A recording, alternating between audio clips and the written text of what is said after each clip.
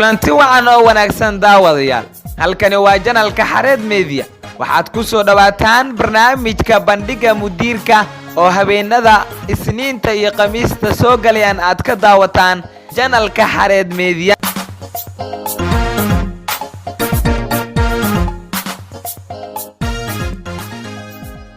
daawadayaal waa habeennimo Khamiis soo galayso taariikhduna ay ku beegan tahay 25 bisha saddexaad ee Maarso sanadka 2020 qodobada aad ku daawan doontaan barnaamijka bandhiga mudiirka waxaa kamid ah Turkiga oo gargaar caafimaad u diray Mareykanka sidoo kale daawadayaal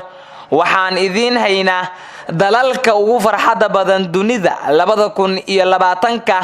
oo la shaaciyay haddaba dalka Soomaaliya halkee ayuu kaga jiri karaa dalalka ugu farxadda badan dunidan waxa idinka codsanaynaa inaad kaga faalootaan halka hoose intaasi daawadayaal waa qodobada aan ku qaadaa dhigi doona barnaamijkeena fadlan daawada haddii aad nagu cusub tahay ku soo biir asxaabta nala jaan qaado oo subscribe saar channelka gambaleelkana furo muuqaalkana like saar lana wadaag asxaabtaada si aan u ogaano qodobka ku xiisa geliyay fadlan faalo inooga reeb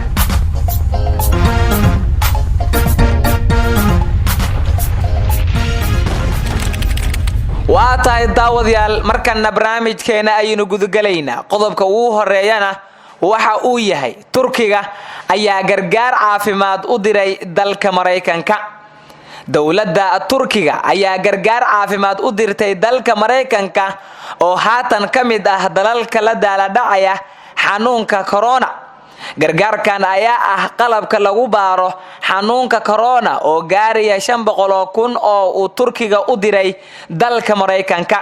arintan ayaa ka dambeysay kadib markii xukuumadda Washington ay Ankara ka codsatay in laga caawiyo qalabkaas waxaana arintan xaqiijiyay wasiirka caafimaadka ee Turkiga Fahrettin Koca sida ay qortay wakaaladda wararka ee Reuters Master Koca ayaa mar uu khudbad ka jeedinayay baarlamaanka wadankaas waxa uu sheegay in ay ku hanweyn yihiin sidii loo xoojin lahaa baaritaanada gudaha dalka Turkiga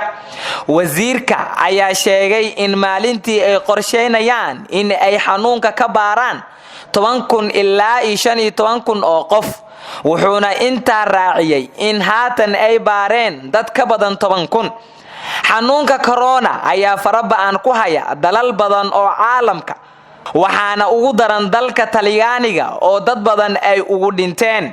caabuqa corona ayaa dalka Talyaaniga ku dilay dad ka badan inta uu ku dilay dalalka kale ee caalamka kadib markii maalin kaliya ay dalkaasi ku dhinteen dad gaaraya 427 qof tirada dhimashada ee dalkaas ayaa haatan maraysa 3,405 taasoo ka badan tirada dadka ku dhintay dalka Shiinaha oo ah halka markii hore uu ka bilowday dalka Shiinaha ayaa waxa xanuunkaas ugu dhintay 3,245 qof balse waxa su'aal la gelinayaa sax ahaanshiyaha tiradaas maadaama aysan jirin cid si madax bannaan u xaqiijin karta dhammaan shacabka dalka Talyaaniga ayaa lagu amray in ay guryahooda ku nagaadaan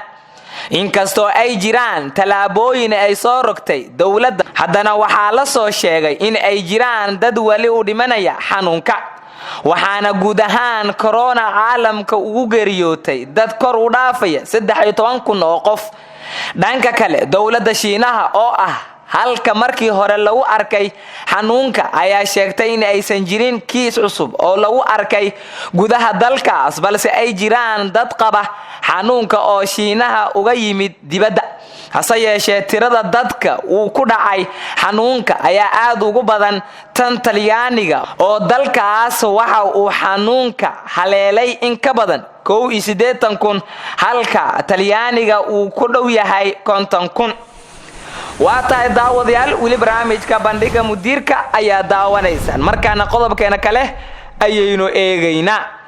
dalalka ugu farxadda badan dunida 2020 ayaa la shaaciyay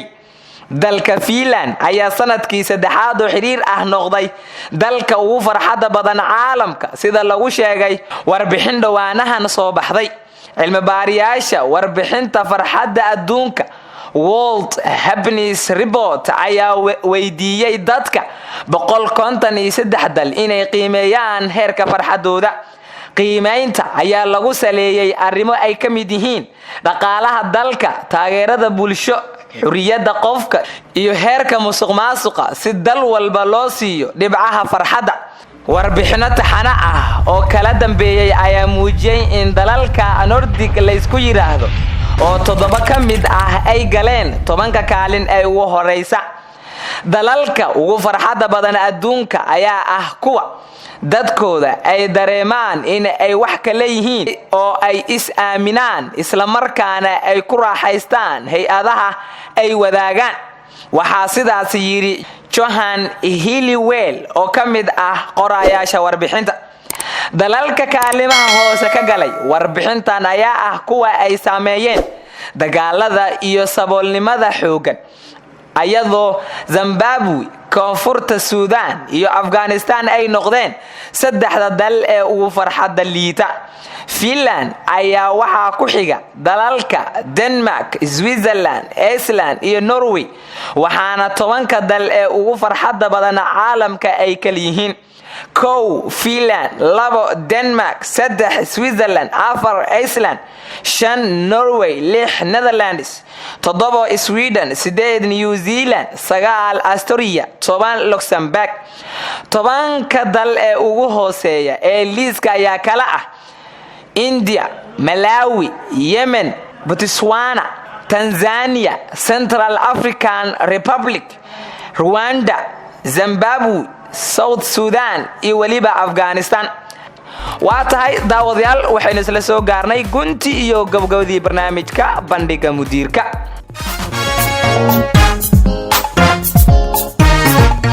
guud ahaan daawadayaal waa inaga intaa barnaamijkii aad kala socoteen Xareed Media. intaan ku kulmi doona barnaamijkan kiisa xiga waxaan idin leenahay sidaas iyo nabadgelyo. wassalaamu calaykum waraxmatullaahi tacaala wabarakaatu.